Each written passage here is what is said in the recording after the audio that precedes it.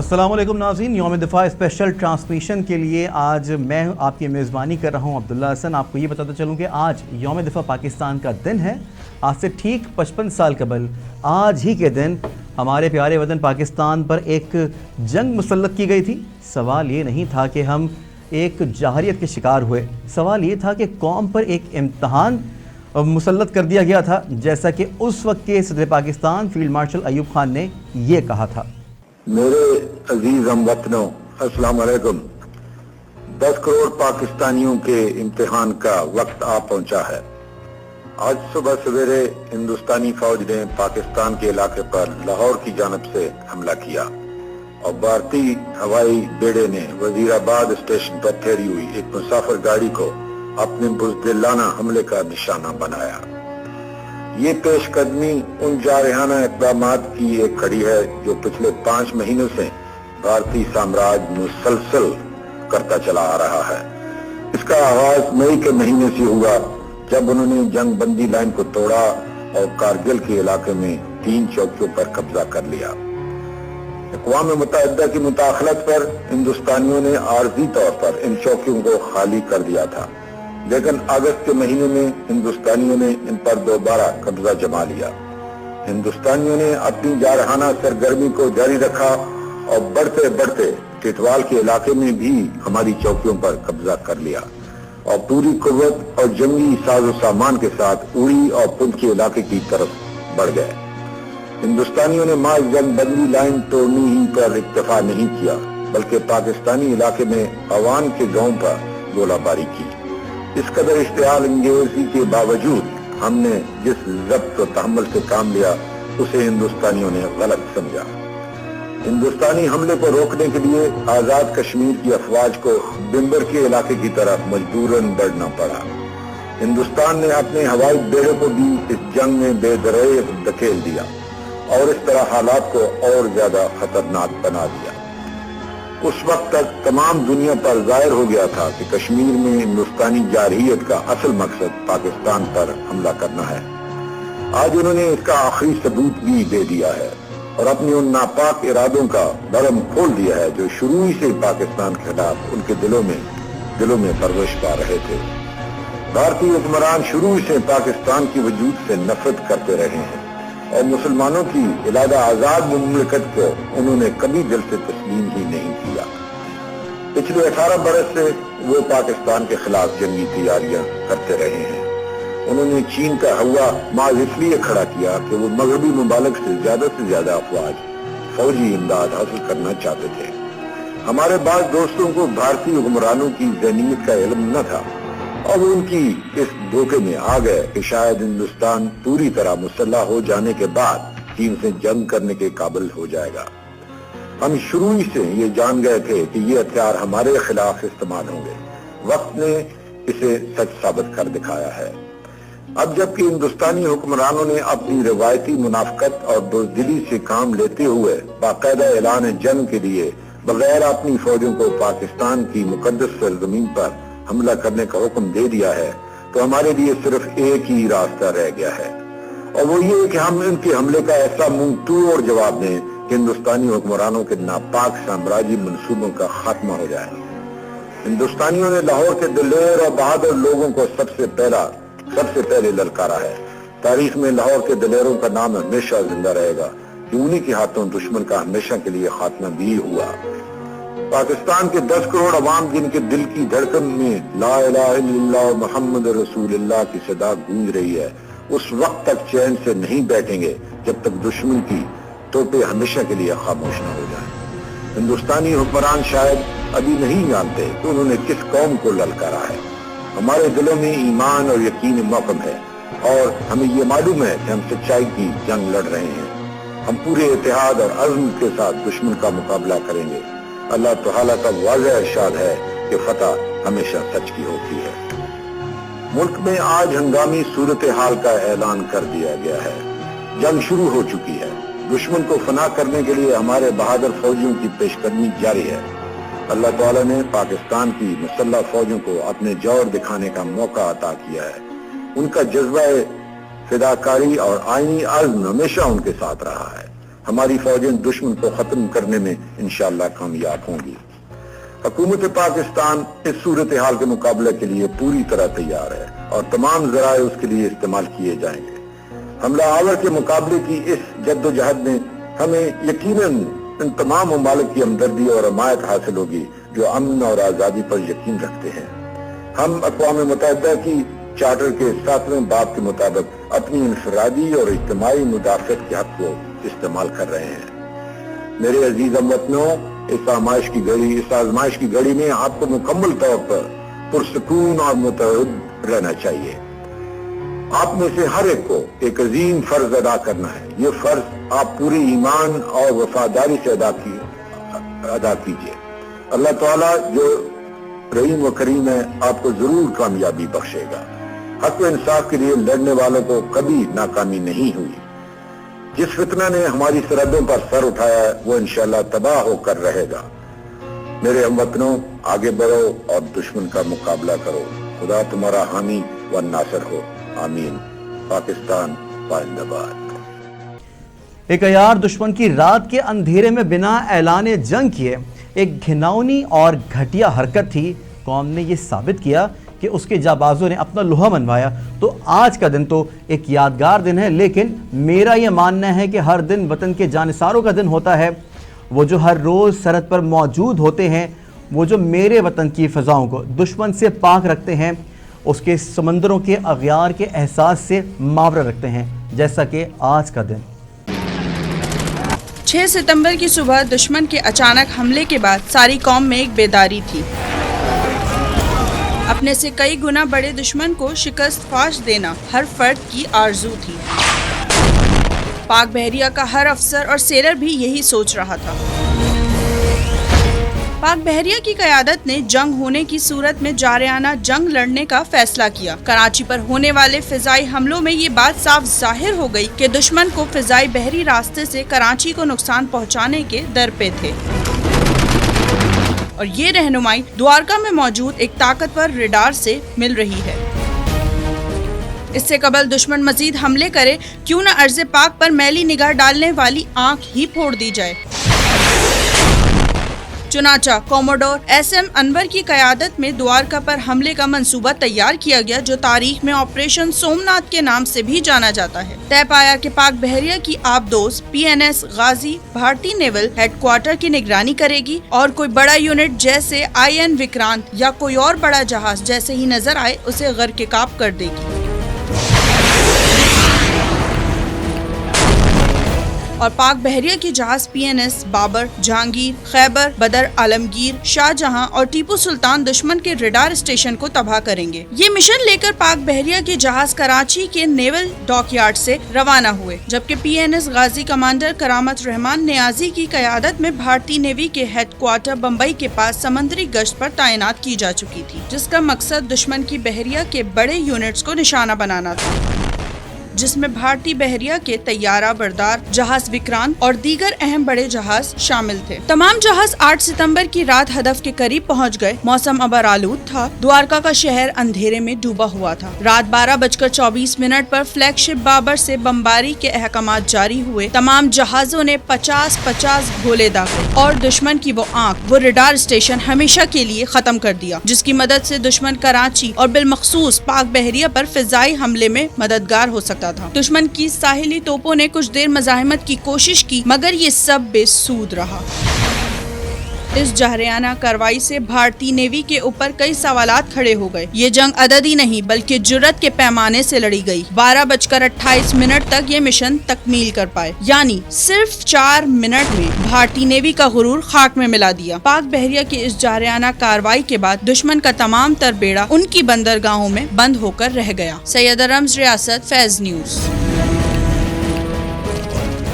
इसी पर बात करने के लिए हमारे साथ स्टूडियोज़ के अंदर मौजूद हैं हमारे हमरा इस वक्त रिजवान जैदी साहब, जो कि यहाँ के लिए एक प्रोग्राम भी करते हैं फैज़ न्यूज़ के लिए, साथ ही साथ राइटर भी हैं, रेडियो ब्रॉडकास्टर भी हैं, और उनके हमरा स्टूडियोज़ में मौजूद हैं सरदार शौकत पोपलज़ई, जो कि सदर हैं, बिजनेस एनालिस्ट भी हैं, बलूचिस्तान इकनॉमिक फोरम के सदर हैं।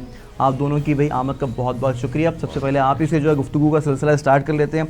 تو رضوان صاحب آج کا دن کس حد تک اہم ہے اور آج کے دنوں کے مناسبت سے بات کر رہے ہیں ہم تو کیا کہیں گے اس پہ آپ؟ یقیناً 6 ستمبر تاریخ کا ایک اہم دن ہے اور جو وقت گزرتا جا رہا ہے اس دن کی اہمیت اور بڑھتی جا رہی ہے. اس کی بنیادی وجہ یہ ہے کہ 55 برس بیت جانے کے بعد اگر آج کی نسل میں آپ اس دن کی اہمیت اور افادیت کا بیج نہیں بوئیں گے تو ہم ایک بحیثیت ایک ملت کس طرح اپنے آپ کو یکجا کر سکیں گے. بے شک بہت سارے وہ لوگ ہیں اب اس دنیا میں نہیں ہیں جو 65 کی جنگ کے عینی شاہدین تھے, اور جب تک یہ تاریخ کا تسلسل کسی بھی قوم کے اندر رائج نہیں ہوتا تب تک وہ قوم جو ہے ایک مجمع کی صورت رہتی ہے. جس طرح 47 کے وقت کہا جاتا تھا کہ ایک قوم ملک کی تلاش میں نکلی تھی اور اب ایک ملک ایک قوم کی تلاش میں ہے, فی زمانہ میں یہ بات کوٹ کرتے ہیں.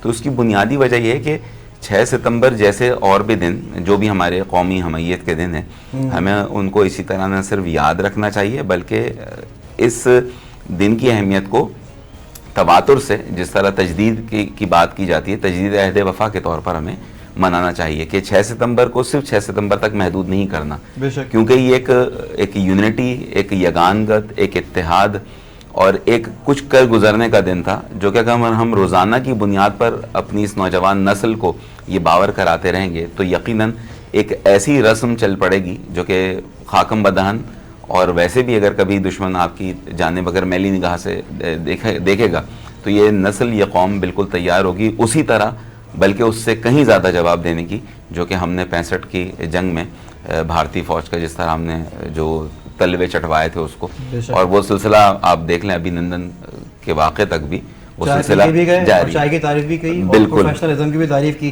آج کے دن کی مناسبت سے آپ کیا کہنا چاہتے ہیں؟ دیکھیں اقوام کے کچھ تاریخی دن ایسے ہوتے ہیں کہ جو اس وقت سے اور پھر آنے والی نسلوں کے لیے تاریخ سے بڑھ کے ان کے لیے ایک عقیدت بن جاتی ہے. میں سمجھتا ہوں 6 سپٹمبر ایک ایسا دن ہے جو انسان وقت کے آنے کے ساتھ ساتھ ہر شہری کا سر فخر سے اوپر ہو جاتا ہے, کیوں ہم نے صرف دشمن کا مقابلہ نہیں کیا بلکہ ہم نے اپنی انٹیگریٹی کو دنیا میں منوایا کہ پاکستان جو ہے ایک قوم ہے. ہماری مسلح افواج کے ساتھ جو پبلک تھی انہوں نے ویسا ہی جذبہ دکھایا جو ایک فورسز دکھاتی ہیں ماشاءاللہ, اور وہ چیز کنٹینیوس ہے. آپ یہ نہ سمجھیں کہ وہ 6 سپٹمبر تک رہی یا وہ ایک ویک رہا, 10 دن جو وار تھی, لیکن وہ ابھی تک آج بھی 2020 میں وہ جذبہ ویسے ہی چل رہا ہے ماشاءاللہ. یہ جذبہ آج بھی ویسے ہی چل رہا ہے رضوان بھائی؟ دیکھیں جذبہ تو موجود رہتا ہے, کسی بھی چیز کی جو اس کی سرشت میں شامل ہوتی ہے نا چیز وہ تو رہتی ہے, بس اس کو اجاگر کرنے کی ضرورت ہوتی ہے. جس طرح ہم عام فہم کا عام عمومی رجحان میں بات کرتے ہیں کہ اس بندے میں پوٹینشیل بہت ہے, اس بندے میں ٹیلنٹ بہت ہے, تو جب تک آپ اس کو نکھارنے کے حالات اور مواقع فراہم نہیں کریں گے تو اس وقت تک وہ چیز اس کے نکل کر سامنے نہیں آتی. اگر ہم دیکھیں جس طرح یونٹی کی ہم نے بات کی 65 کی جنگ میں ہم ایک بالکل ایک یکمشت تھے, اور ہم نے دیکھا کہ جب زلزلہ آتا ہے تو کراچی نے جس طرح لبیک کہا تھا اور جس طرح آج بھی ہم فلاحی کاموں میں سب سے آگے ہیں, اللہ نہ کرے کسی بھی قسم کی کوئی افتاد آن پڑے تو ہم بالکل اسی طرح اپنے جذبات کا اظہار کرتے ہیں. تو جذبہ بالکل موجود ہے, بس کیا ہوتا ہے کہ درست سمت کی جانب پیش قدمی. اصل میں کیونکہ دشمن کو یہ غلط فہمی ہو گئی ہے کہ ویسا جذبہ پہلے جیسا نہیں رہا ہے, کیونکہ اب یوٹیوب اگر کھول کے دیکھ لیتے ہیں, دیگر ویب سائٹ کھول کے اگر دیکھ لیتے ہیں شوکت صاحب, جیسے کہ جذبے کے حوالے سے آپ نے بات کی ہے, تو دشمن کا یہ ماننا ہے کہ آپ کے پارلیمنٹ میں مذاق بنا ہوا ہے, آپ لوگ آپس میں ہر وقت گتھم گتھا رہتے ہیں, وہ پہلے ایسے معاملات نہیں ہیں. لیکن اس جگہ پر آ کے تو مجھے ایسا لگتا ہے کہ ہم ایک پیج پر آ جاتے ہیں. بالکل ایسا ہے. دیکھیے ایموشنز کو آپ کبھی بھی قوم کے ایموشنز کو کمپرومائز نہیں کر سکتے. رائٹ. میں یہ سمجھوں کہ دوسرے ممالک جو ہے وہ ڈس انفارمیشن کر کے پاکستانیوں کا مرال نیچے کر لیں گے, تو میرا خیال اس سے بڑی غلط فہمی ان کی نہیں ہوگی. پاکستانی ہماری مسلح افواج کے پیچھے پاکستانیوں کا مرال موجود ہے, اور مرال سے زیادہ آپ کو پتہ ہے جو چیزیں سمجھنے کی ہیں وہ یہ کہ 65 کی وار میں انشاءاللہ اس بارے میں غلط نہیں ہوں گا کہ ہمارے قبائلی, میرا تعلق جیسے جس صوبے سے ہے, ہمارے قبائل نے اور ایون سندھ کے جو قبائل ہیں انہوں نے خود جنگ بارڈر تک گئے, اپنے اسلحے اٹھائے کہ ہم لڑیں گے. تو یہ جذبات جو ہیں ویسے ہی ہیں الحمدللہ, اس کو آپ کسی صورت میں بھی ان کا پیمانہ نیچے نہیں ہوا ایسا ہے. اچھا وہ وقت کیسا ہوتا ہے کہ جب جیسے کہ اس دور میں ایوب خان نے اناؤنس کیا ریڈیو کے اوپر کہ بھئی یہ ہم لوگ جنگ کی جانب جو ہے وہ جا رہے ہیں اور آئندہ آنے والے دنوں میں مشکلات بھی مزید پیش آ سکتی ہیں, تو اس وقت کی قوم کا ویسے جذبہ ہوتا کیا ہے جب ایک لیڈر اس طرح کی بات کر دیتا ہے؟ تو دیکھیں بات وہی ہے کہ ہم نے ظاہر سی بات ہے ہم اس جنگ کے عینی شاہد نہیں, لیکن ہم تک یہ مواد تواتر سے پہنچا تو ہم اس کی کچھ غمازی کر سکتے ہیں ان جذبات کی, کہ جس طرح اعلان ہوتے ہی لوگ وارفتہ سرحد کی جانب لپکے تھے نا, کہ اس وقت کچھ لوگوں نے مذہق بھی کیا کہ بھائی یہ لاٹھی ڈنڈے لے کر پہنچ گئے, لیکن وہ جذبہ تھا. اور میں جو ابھی اس سے پہلے جو آپ نے بات کی انٹرنیٹ کے تناظر میں, دیکھیں اس وقت ہم 5th جنریشن وار کا بھی سامنا کر رہے ہیں, اور 5th جنریشن وار ہے یہ الیکٹرانک اور میڈیائی لڑائی جس کو کہا جاتا ہے نا, کہ آپ کو دیکھیں جس طرح وہی والی بات ہوتی ہے کہ میڈیا کی جو ٹرمینالوجی ہے کروما کاٹا ہوا ہے نا, تو انٹرنیشنل میڈیا نے بھی ایک کروما کاٹا ہوا ہے ریئلٹی کے اوپر کہ کچھ دکھایا جا رہا ہے اور ہے کچھ. تو 5th جنریشن وار, اور 5th جنریشن وار کا بنیادی جزو یہی ہے کہ مایوسی کا بیج مستقل بوتے رہو کسی بھی قوم کے اندر تاکہ وہ متحد نہ ہو سکے. لیکن ہمارے اگر کہتے ہیں اسمبلی کے جھگڑے, یہ جھگڑے ہمارے باہمی ہیں, لیکن اگر کوئی تیسرا آ کے کسی دن بھی کسی بھی نوعیت کی اگر کوئی کارروائی کرتا تو پھر ہم اپنے تمام ذاتی جھگڑوں کو ایک سائیڈ میں رکھ کے, کونے میں رکھ کے ہم پھر ایک متحد قوم کی طرح ابھر کر سامنے آتے ہیں. کیونکہ آپ کی اگلی بات بالکل مجھے مناسب لگ رہی ہے, کیونکہ یہ دن جو ہے اس طرح کا دن نہیں ہے کہ آپ اس دن کو فراموش کر دیں, بھول جائیں, کیونکہ سر جن ماؤں نے اپنے بیٹے گوائے, جن بھائیوں نے اپنے بھائی گوائے, جس باپ نے اپنے بیٹے کو ایک آخری دفعہ جاتے ہوئے دیکھا, اس کے بعد وہ کبھی لوٹ کے نہیں آیا, لیکن اس کا سر فخر سے بلند ہے, لیکن انٹرنلی جو وہ چیز وہ فیل کر سکتا ہے وہ ہم تو نہیں کر سکتے نا. تو اس دن کو صحیح کہہ رہے ہیں کہ بالکل ہم فراموش نہیں کر سکتے, اس پہ آپ کیا رائے رکھتے ہیں؟ یہ ماشاءاللہ میرے آپ کی بات سے اختلاف نہیں ہے, لیکن گوانی کی جگہ میں ورڈ قربان یوز کروں گا, اور قربان جو ہے وہ ہمارے دین میں بہت بڑی افضل چیز ہے الحمدللہ.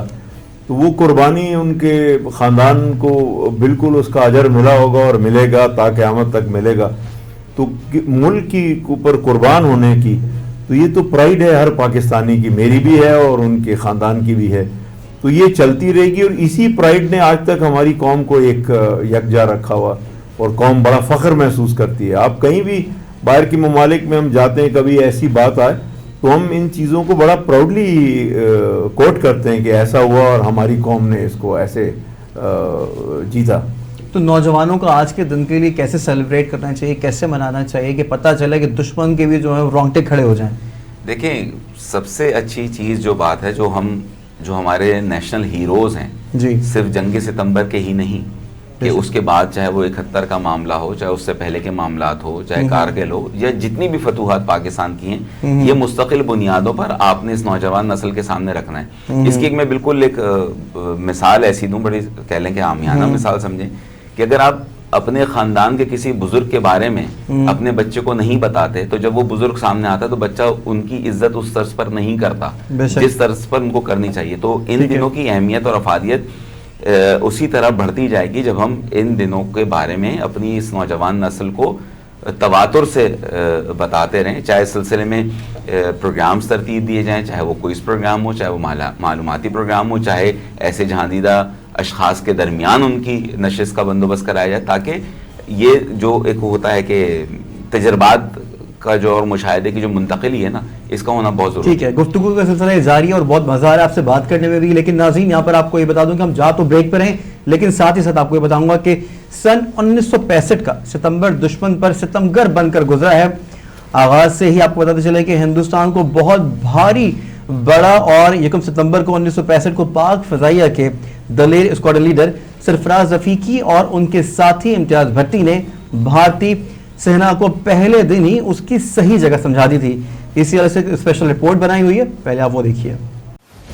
1 सितंबर 1965 ऑपरेशन ग्रैंड स्लाम जारी था। पाकिस्तान की बर्री फौज के पेशकदमी तेजी से जारी थी। जम की फतह अब कुछ देर की बात थी, लेकिन हमेशा आगे बढ़कर किरदार अदा करने वाले पाक फिजाइया के सरबराह एयर मार्शल नूर ने खुद महाज़े जंग पर जाकर मुआयना करने का फैसला किया। अपनी बर्री अफवाज की खबर खैरी के लिए नूर खान पाक आर्मी के एक छोटे तैयारे में सवार होकर महाज़े जंग का फिजाई जायजा लेने पहुंच गए।